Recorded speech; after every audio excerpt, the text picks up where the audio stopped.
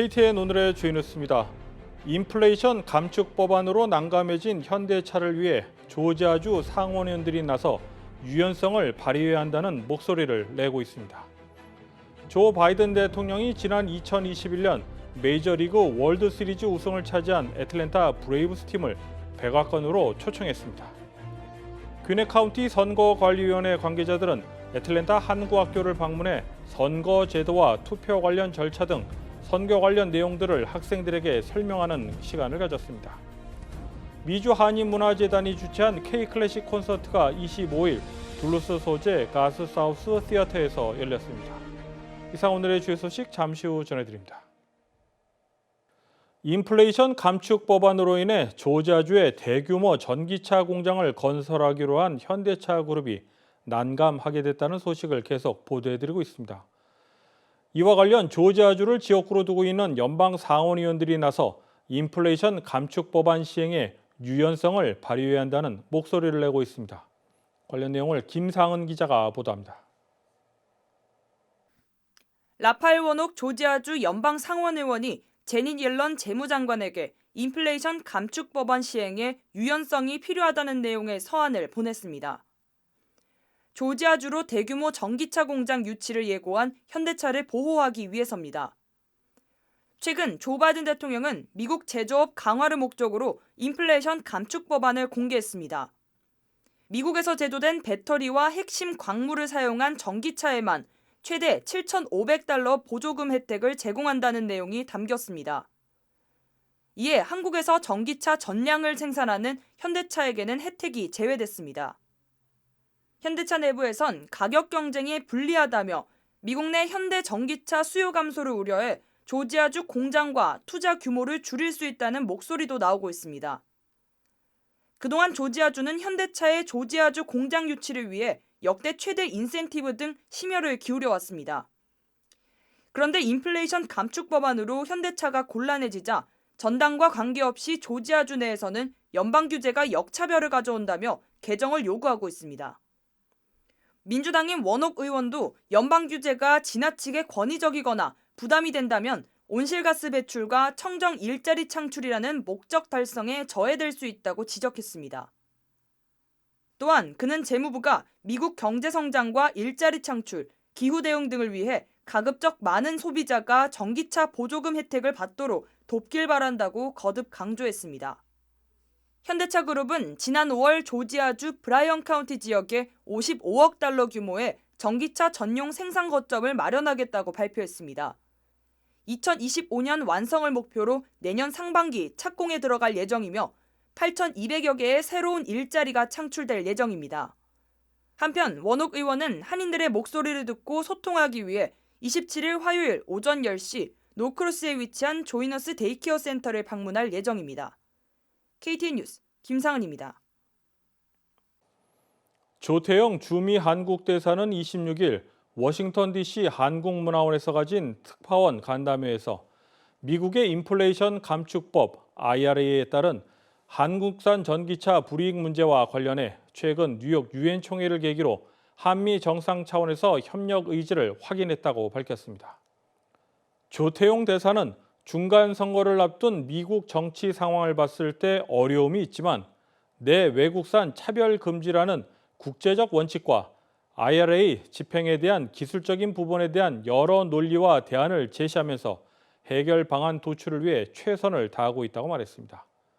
이어 조 대사는 카멀라 해리스 부통령이 오는 29일 방한과 관련 바이든 대통령이 5월 방한한 지 넉 달 만에 부통령이 방한한 것이라며 미국이 한미 동맹을 중시하고 인도 태평양 지역에 계속 관여하겠다는 의지를 읽을 수 있었다고 말했습니다. 현재 우크라이나 내 러시아 점령지 4곳에서 러시아로의 합병 여부를 묻는 주민 투표가 오는 27일까지 진행됩니다. 칠러 성향 주민 외에는 대부분 피난을 떠났고 비밀 투표 원칙 위반 등도 속출해 압도적인 러시아 편입 찬성 결과가 나올 가능성이 큰 것으로 전망됩니다. 투표 결과가 예상대로 나오면 러시아는 오는 30일 4개 지역의 합병 승인 발표를 할 것으로 전망됩니다. 러시아는 4개 지역이 러시아 영토가 되면 완전하게 보호할 것이라며 핵무기 사용 가능성까지 시사했습니다. 조 바이든 대통령이 지난 2021년 메이저리그 월드 시리즈 우승을 차지한 애틀랜타 브레이브스 팀을 백악관으로 초청했습니다.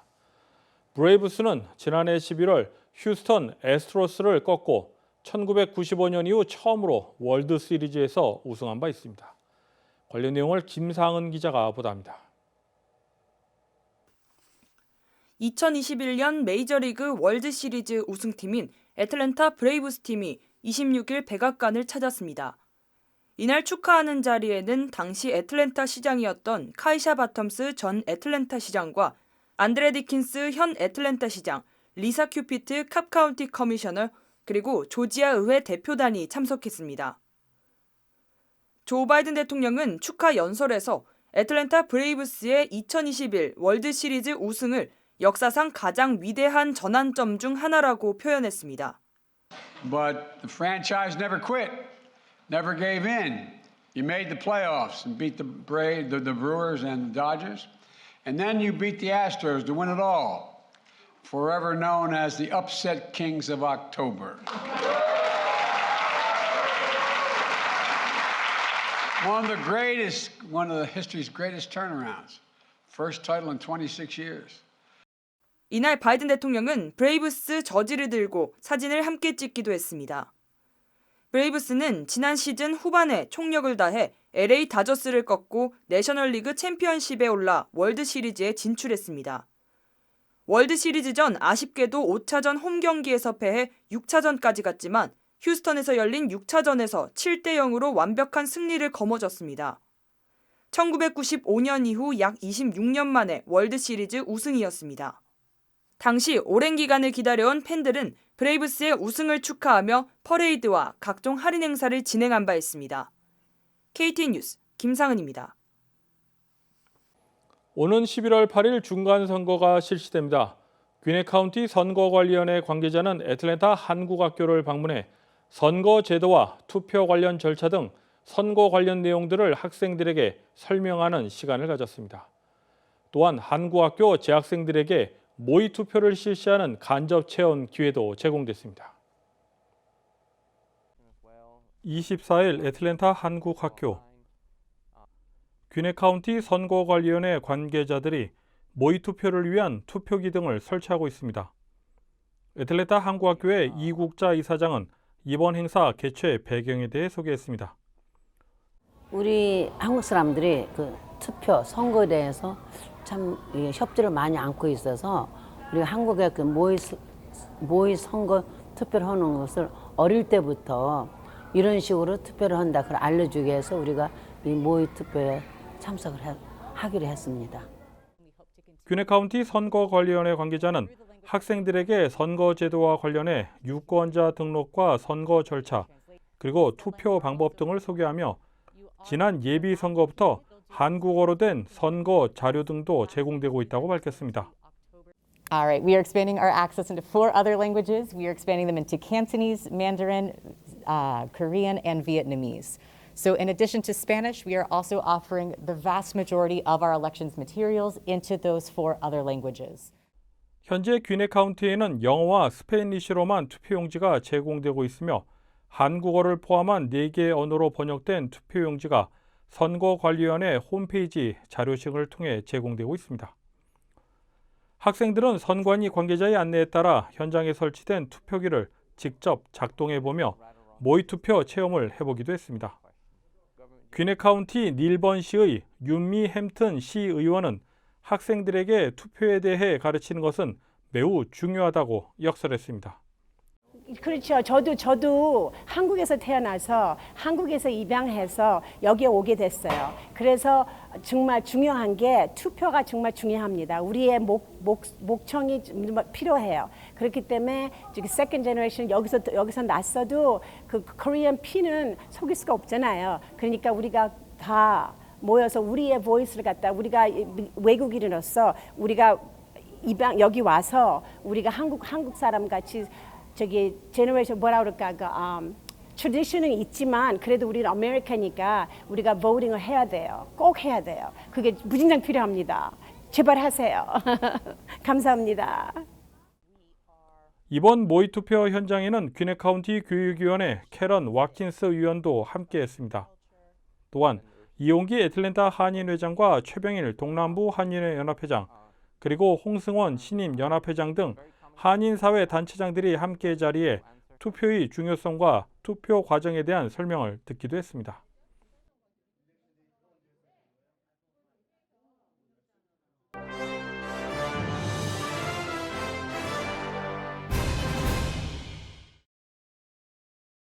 김정은 북한 국무위원장의 딸로 추정되는 소녀가 북한 평양에서 열린 북한 정권 수립 74주년 경축 행사 무대에 올랐습니다. 영국 매체 데일리 메일은 이 소녀가 무대에 선 아이들 중 유일하게 머리를 묶지 않고 흰 양말을 신었으며 김 위원장이 참석한 무대에만 올랐다고 밝혔습니다. 북한 매체 또한 이 소녀를 계속 화면에 비추기도 했으며 공연이 끝난 후 리설주 여사가 이 소녀에게 다가가 등에 손을 얹고 자연스럽게 대화하는 모습도 포착됐습니다. 엘리자베스 2세 영국 여왕이 생전 아꼈던 반려견 웰시 코기의 인기가 영국 내에서 치솟고 있습니다. 특히 지난 19일 여왕의 장례식에서 여왕의 반려견 믹과 샌디가 원자성 문 앞에서 운구 행렬을 기다리는 모습이 인기에 영향을 미친 것으로 보입니다. 코로나19 팬데믹으로 반려동물 수요가 늘어난 가운데 코기 한 마리 판매 가격은 사상 처음으로 2,500파운드를 넘겼습니다. 영국 반려동물 판매 사이트인 패츠포홈스는 26일 불과 일주일 전보다 코기 검색 빈도가 10배 정도 늘었다고 전했습니다. 화이자와 독일 바이오엔테크는 26일 연방식품의약국 FDA에 코로나19 오미크론 변이를 예방할 수 있는 개량 백신의 5세부터 11세 어린이 대상 긴급 사용 승인을 신청했다고 밝혔습니다. 이번 긴급 사용 신청은 어린이들을 대상으로 한 임상시험 결과가 나오기 전에 먼저 이루어진 것으로 화이자와 바이오엔테크는 11세 이하 어린이들에 대한 개량 백신 임상시험을 최근에야 시작한 것으로 알려졌습니다. 한편 화이자 바이오엔테크에 앞서 모더나도 지난 23일 FDA에 6세부터 17세를 대상으로 개량 백신의 긴급 사용 승인을 요청한 바 있습니다. 이상으로 KTN 뉴스를 모두 마칩니다. 시청해주신 여러분 고맙습니다.